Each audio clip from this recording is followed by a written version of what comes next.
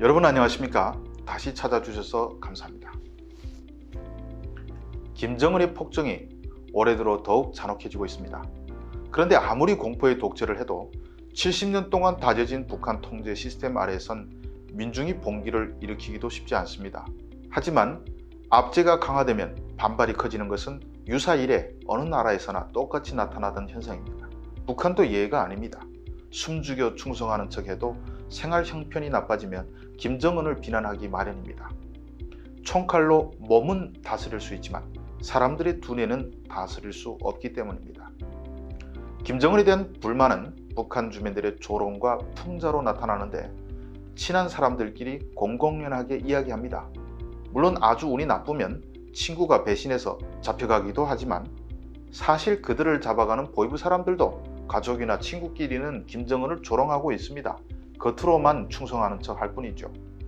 가령 태영호 공사도 탈북 2년 전까지만 해도 영국의 한 미용실이 김정은의 헤어스타일을 풍자한 포스터를 내걸자 직접 찾아가 항의까지 할 정도로 충성심을 보였지만 실은 속으로 북한 체제에 회의를 품고 짬만 나면 탈출하는 꿈을 꾸지 않았습니까? 오늘은 북한 내부에서 김정은에 대해 돌아가는 조롱과 풍자들을 일부 소개하겠습니다. 한국에서 김정은을 어떻게 풍자해 부르는지는 우리가 잘 알고 중국에서도 김정은을 가리켜 진쌈팡이라고 부른다는 것을 다 알지만 정작 북한 주민들은 김정은을 어떻게 풍자하는지는 우리가 잘 모르죠. 이제 몇 가지 소개할 것인데 주성아TV는 구독, 좋아요도 좋지만 끝까지 들어주시면 더욱 힘이 납니다.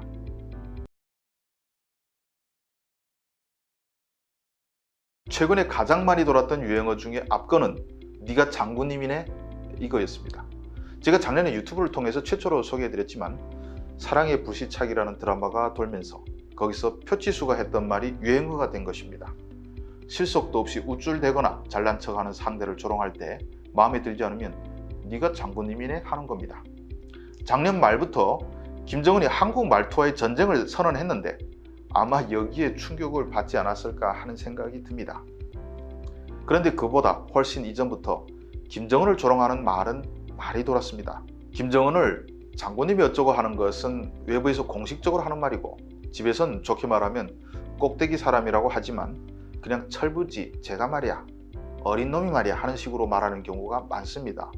그것도 그럴 것이 어느 날 새파란 김정은이 뛰쳐나와 자기가 장군님이고 너희들은 다 내 말에 복종해야 한다고 하니 나이 든 사람들은 얼마나 어이가 없겠습니까? 북에서는 아주 가까운 사람들이 모인 사석에서 우리 장군님이 어쩌고 하면 야 이거 웃긴 놈이네 하고 멀리하는 경우도 꽤 있는 것이죠. 그런데 재미있는 것은 북한 사람들도 김정은을 조롱할 때 철부지나 돼지가 키워드가 되고 있다는 것입니다. 하긴 북한에서 그보다 더 살찐 사람은 거의 없으니 그걸 조롱거리로 삼고 있습니다. 몇 년 전에 김정은이 평양 인근 돼지 공장을 방문해서 너무 좋아 활짝 웃는 사진이 나왔는데 이때 조롱과 풍자가 극에 이르렀죠. 그걸 보고 사람들이 제가 친구들을 만나서 반가워하는 것 같다고 수군거리고 돼지 무리 중에서 사람 돼지가 제일 무거워 보인다고 수군거렸습니다. 물론 믿는 사람들끼리 술자리에서 하는 농담 같은 거죠.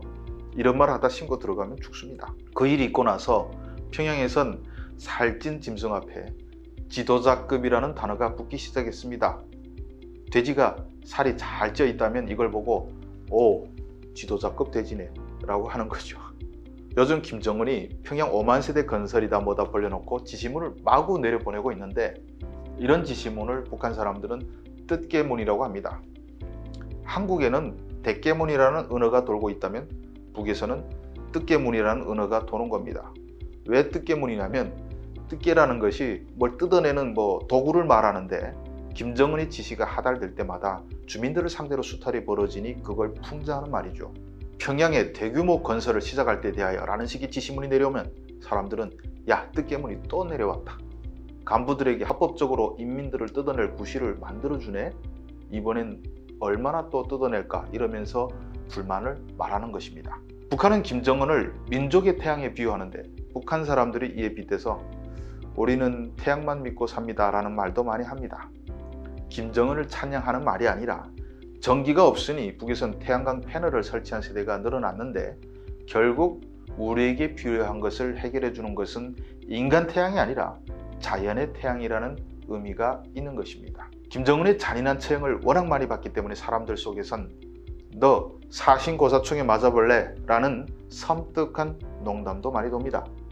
북한에서 웃으며 하는 농담인데 직접 들으면 섬뜩할 것 같습니다. 김정은이가 아무리 폭정을 강화해도 인민들의 마음속에 담고 있는 분노와 비아냥은 막을 수 없습니다. 과거 구소련 독재 시기에도 사람들 속에서 스탈린과 당국을 비난하는 수많은 유머들이 돌지 않았습니까? 행동으로 불만을 표출 못하면 원래 말로 하는 겁니다. 몇 년 전 한국에서 높은 시청률을 기록했던 태양의 후예가 북에 퍼졌을 때 북한 사람들 속에는 우리도 태양의 후예로 살고 싶다는 말이 퍼졌습니다. 북한 당국이 주민들을 태양의 민족이라고 선전하니 거지 같은 태양의 민족의 굴레를 벗고 한국 사람들처럼 잘 살아보고 싶다는 소망이 반영된 말이라고 볼 수 있습니다.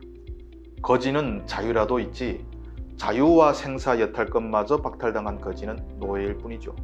북한 주민들이 하루빨리 노예의 굴레를 벗고 자유와 표현의 자유를 마음껏 누리는 세상에서 살기를 바라며 오늘 방송은 여기서 마치겠습니다. 시청해 주셔서 감사합니다.